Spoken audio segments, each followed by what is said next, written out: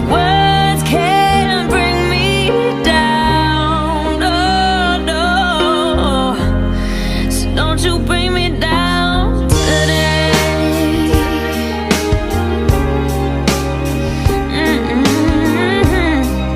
May bansa pala sa mundo na ang mga nakatira doon wala ni isa ang mahirap. Lahat sila mayaman. Sa sobrang yaman ng bansang to, hindi na kailangan ng pamasahe sa bus at tren. Libre na. Sa sobrang yaman ng bansang to, ang 13th month pay nila 150,000 pesos. Hindi lang 13th month pay ha, kundi 14th month hanggang 15th month. Ito ang pinakamayamang bansa sa buong mundo. At guess what? Hindi ito Amerika o UK or France. Maliit lang na bansa ito. Kasi liit lang ng buong Cavite at Batangas combined. Welcome to the Grand Duchy of Luxembourg. Imagine a country with only 660,000 people. Pero ang kita kada tao dito ay tumataginting na $128,000 or 7.4 million pesos kada taon. Ang tawag dyan ay GDP per capita. At ang Luxembourg ang number 1 sa buong mundo. Yan ay ayon mismo sa IMF. In easier terms, mas marami ang pera ng kada tao dito kumpara sa kahit na anong parte ng mundo. In short, lahat sila mayaman. Para lang ma-imagine mo, no? Kung dito ka tumira, ganito ang buhay mo. Sa Luxembourg, libre lahat ng public transport. Bus, tren, at tram. Kahit taga-ibang bansa ka. Kaya pag magbabakasyon ka dito, tanggalin mo na sa budget mong pamasahe. Kasi sagot na yan ng gobyerno nila since 2020. Libre din ang edukasyon doon. Mula kindergarten hanggang university. Walang tuition. Libre din ang kanilang healthcare. Pati eyeglasses mo worth 200 euros o 14,000 pesos kada taon ay sagot na ng gobyerno nila. At ang 13th month pay nila ay nasa 2,300 euros per month or 150,000 pesos kada buwan. Wala silang stress sa traffic. Tahimik at super linis ng paligid. Ang mga park nila, hindi lang park. Parang gubat na Instagrammable. Kilala din ng Luxembourg sa kanilang work-life balance. Halos lahat ng empleyado may 30 days paid leave every year. Pero wait.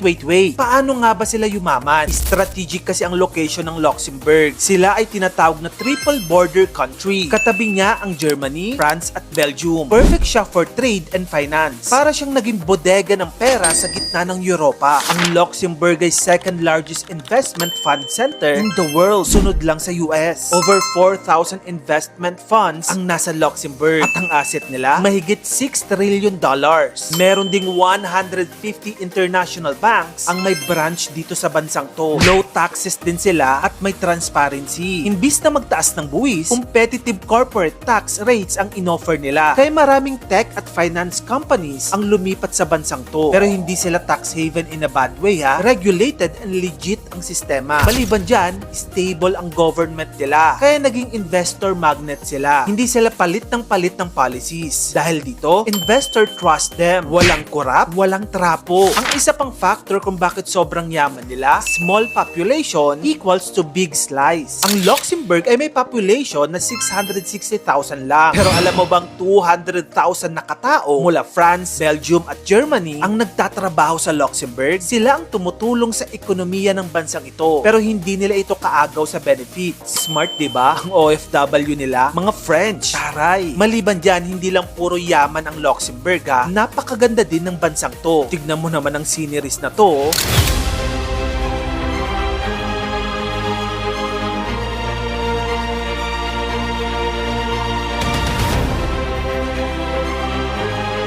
Grabe nga yun. Sana all Luxembourg. Napapaisip na lang ako minsan, dito kaya sa Pinas, kailan tayo darating sa puntong yan? O darating ba ever? Kung gusto mo pa na magganito pang klaseng content, follow mo na ako. Mag-subscribe ka na rin sa aking bagong YouTube channel. Yun lang, maraming salamat sa panonood mga kamagkano. Hey, what's up, sexy? You think I'm sexy? Yeah. Prove it. Fuck me. Oh, that's not. Raw. Right here, right now. Right, pussy! Oh no!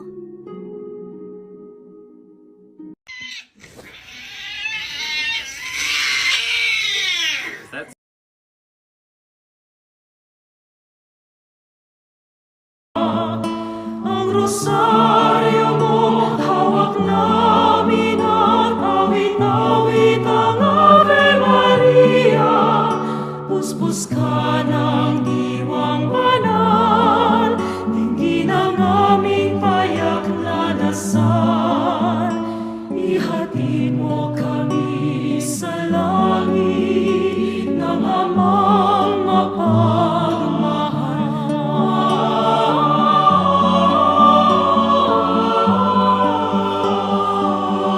year you were born is known as the year of the corona, the year of the ye, the year of Kendall ending riots with a Pepsi, the year of lemonade, the year of Miley, what's good, and the year of this ass selfie, the year of this bird, the year of this vid, the year of egg, and the year of hide your kids, the year of I'ma let you finish, and the year of the Barack, the year of Ratatouille, and the year we rocked, the year of Narnia, the year Shrek perfected, the year of MySpace, the year Kelly got elected, the year of Boo, the year of Say My Name, the year of Spears, and the year of Coat Stains, the year of the Rose, the year of the Crow, the year of Windows, the year of the Bronco, the year of the Rex, the year of the Select, the year of Spirit, the year of Child Neglect, the year of Taylor, the year of Framing Roger, the year of MacGyver, and the year of Challenger, the year of the Madonna, the year of Karate, the year of T, and the year of Hee Hee Zombie, the year of the Diana, the year of Sesame, the year of Alien, the year of Pink Ladies. Yeah.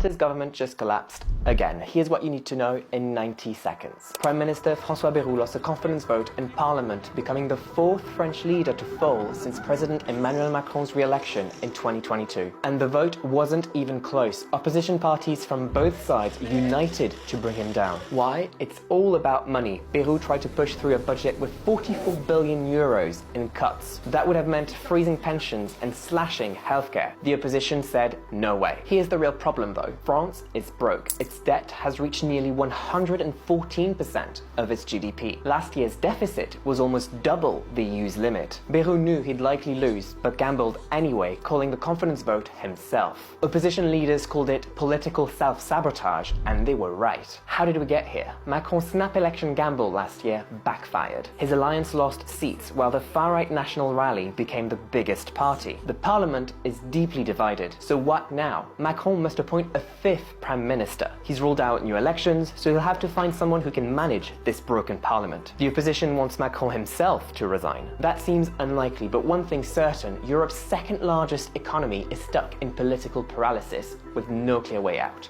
Most people don't know that this sharp pain between the ribs, often mistaken for a heart or lung problem, is actually something called intercostal neuralgia. So here's everything you need to know to understand it and relieve it. Watch this video to the end, or you won't find it when you need it, and don't forget to follow me. Intercostal neuralgia is irritation or inflammation of the nerves running between your ribs. It can be caused by direct trauma like a fall or rib fracture, viral infections such as shingles, nerve compression from a herniated disc, excessive tension in the chest muscles, or repetitive movements that overload the intercostal area. The symptoms usually include a sharp or stabbing pain that follows the line of the ribs, a burning or tingling sensation, and pain that worsens with breathing, coughing, or twisting your body. To prevent it, maintain good posture to avoid compressing the nerves, and try not to make sudden or repetitive upper body movements. If the pain starts, apply a warm or cold compress, avoid physical effort, and give your body rest. But if the pain persists, consult a doctor, because while intercostal neuralgia can be very painful, it's treatable if caught early. Don't wait. The first time in a long time. I'm thinking perfectly straight. I see who you are. You are my enemy. My enemy. You are my enemy. I see who you are. You are my enemy. My enemy. You are my enemy. Ayan na. Putang ina mo. In Dubai, construction workers who build bathrooms cannot get paid unless they perform the marble test after finishing the job. In this test, marbles are placed on the floor to check if the slope is correct. If all the marbles roll toward the drain, it means the water will flow properly. However, if even one marble stops in another spot, the work is considered faulty and the workers receive no payment. In the Philippines, this woman was more terrifying than anyone in town ever imagined. What she did to children in her care was cruel beyond belief. In 1986, in the quiet town of San Isidro, Laguna, there stood an old orphanage run by a woman named Teresa Abad. To the townspeople, she appeared gentle, charitable, and kind-hearted. But strangely, no one ever saw the orphans outside. At night, neighbors whispered about hearing faint cries and screams, but most ignored it, until children in San Isidro began to vanish. One of them was Luz, the daughter of a local school teacher named Ramon de la Cruz. One stormy evening, Ramon broke into the orphanage, desperate to find his daughter. What he discovered in the basement was horrifying. Children were trapped in rusty cages, some missing teeth, some without eyes, others missing fingers. Weakly, they whispered, "She only feeds us if we give her a piece of ourselves." Shaken to his core, Ramon ran to the police. The children were rescued, but Teresa was gone. In her bedroom, police found shelves lined with jars, each filled with teeth, eyes, and ears, every jar carefully labeled with names. The orphanage was burned down, yet even today, children vanish in the forests near San Isidro. Locals say Teresa still roams the woods, carrying a blood-red bag. Comment part 2 if you want to know what happened next. Ready for some Filipino facts you've never heard? And probably can't unhear? Let's get weird. Number 5. Filipinos invented the karaoke machine, so blame them for every off-key party. 4. The country has a festival for almost everything. There's even one for giant omelets. 3. Filipinos use po for respect. They also use opo for respect. But if you hear hoy, run. 2. The national sport is arnis, stick fighting. Yes, even grandma has skills. And number 1, Filipinos can turn anything into a joke, even this list. Hit like if you learned something new. Oh, sige na, don't be shy. Did you know in the Philippines, a saint statue was said to move its eyes and bring misfortune? In a small town church, an old wooden statue of Saint Bartholomew was donated from a closed-down cathedral. The priest welcomed it and placed it near the altar. At first, everything seemed normal until the accident started. The choir director fell from the choir loft. A child was found unconscious in the pews. A candle stand caught fire without warning. Some claimed the statue's eyes seemed different, too lifelike, too aware. One parishioner swore it watched her pray. Another said its gaze followed him down the aisle. One night, the church CCTV flickered. When reviewed, the footage showed something terrifying. At exactly 3:07 a.m., the statue's head turned. Its eyes shifted left, then right. No wind, no movement, just the statue, watching. The next day, the priest was found collapsed at the altar, muttering, "He's not a saint. He's not a saint." They say the statue was once used in rituals. It's past unholy. Now, no one dares look it in the eyes, because if you do, it might look back. Comment your country. I might tell a horror story from there next. Nepal is burning. Young protesters in Kathmandu have set fire to the parliament building, the Supreme Court, as well as the residence of the former prime minister. They were initially triggered by a ban on social media, but after the government lifted the ban on Monday, protests intensified. There is a wider set of grievances, including government corruption, a lack of economic opportunities, as well as the lethal use of force against the protesters. And anger has extended online to videos like this. What are you having for dinner? Oh, this is pork barrel.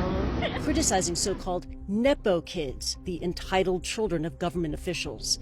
These protests are being led by young people, largely between the ages of 13 and 28. That's why they're being called Nepal's Gen Z protests. On Tuesday, Nepal's president urged protesters to talk and cooperate for a peaceful resolution.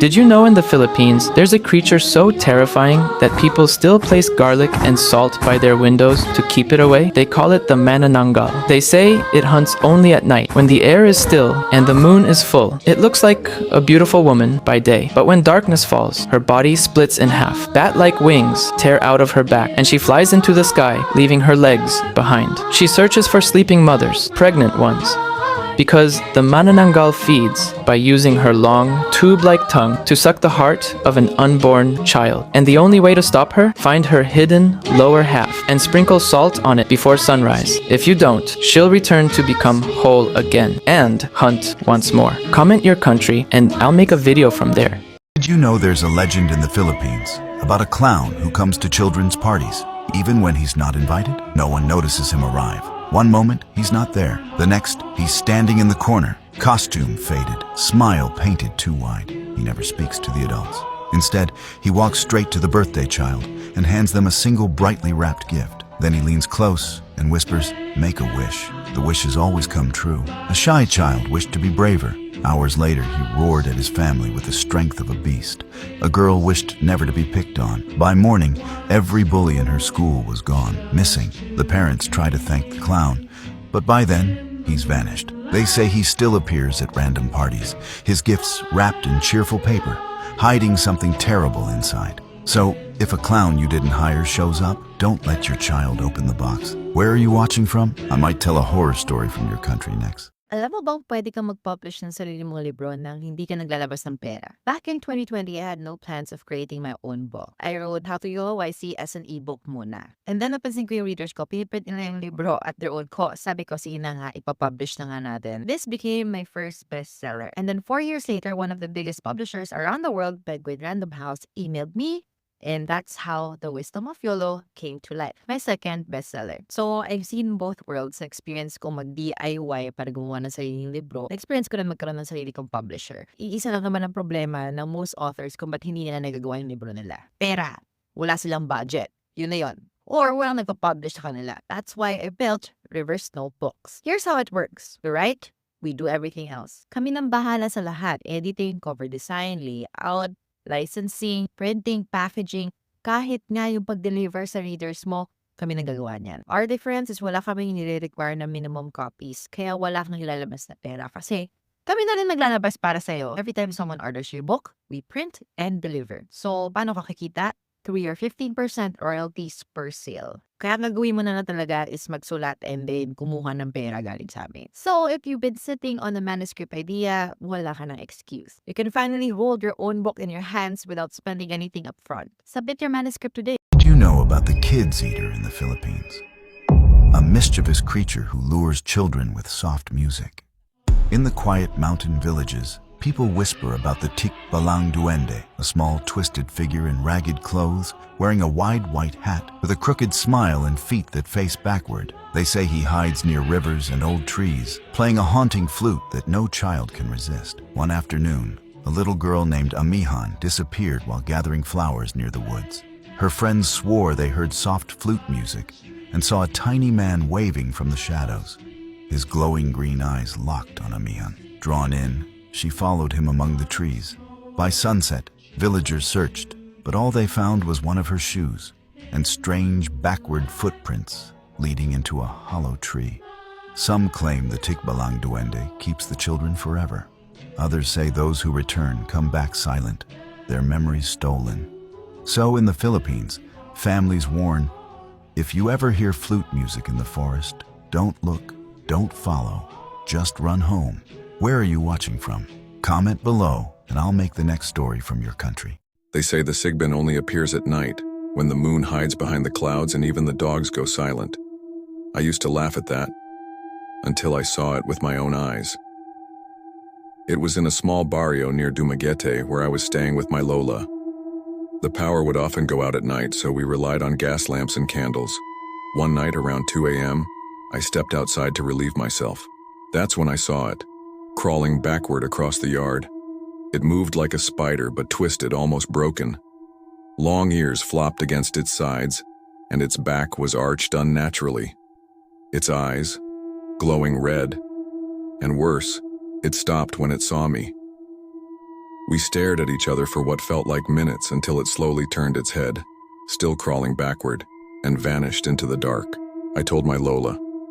She went pale, said the Sigbin visits before someone dies, that it drinks the blood of the weak and the old. She prayed all night. 2 days later, my uncle had a stroke in his sleep. He never woke up. Now every time the power goes out, I light every candle I can find, and I never ever step outside alone. Follow Creepypasta for more haunting Filipino tales. And if I don't know you, then please why? Stop interrupting me. The thing is, I would have never done this to somebody that I love. When I got down on one knee, again, I got interrupted. Curious how just a rock is turned into an entire CPU. It all starts with quartz, which gets melted and purified into 99% pure silicon wafers. Then, think of building a tiny skyscraper, billions of transistors, each one smaller than a dust particle process takes 3 months and over 5,000 steps to complete. But here's the secret, not every chip comes out perfect. Tiny defects are inevitable.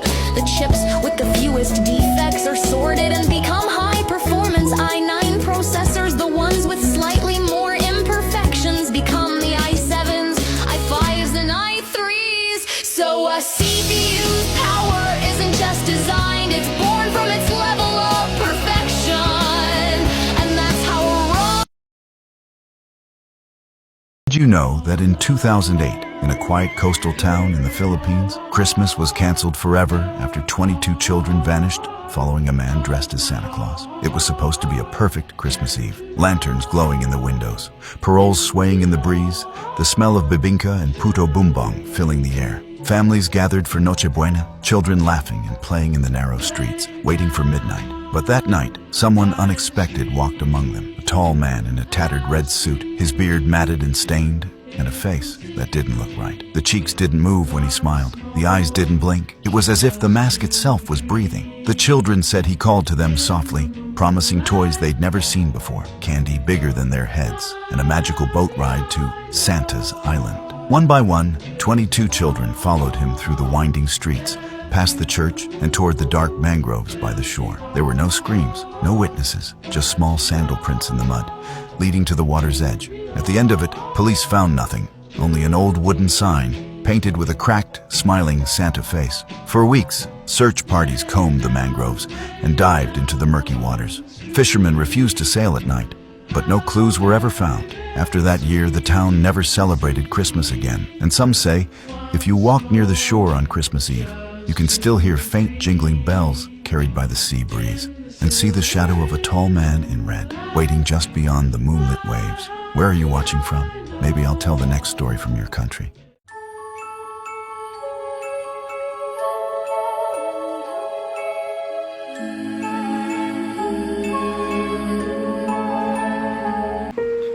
Bacon egg and cheese.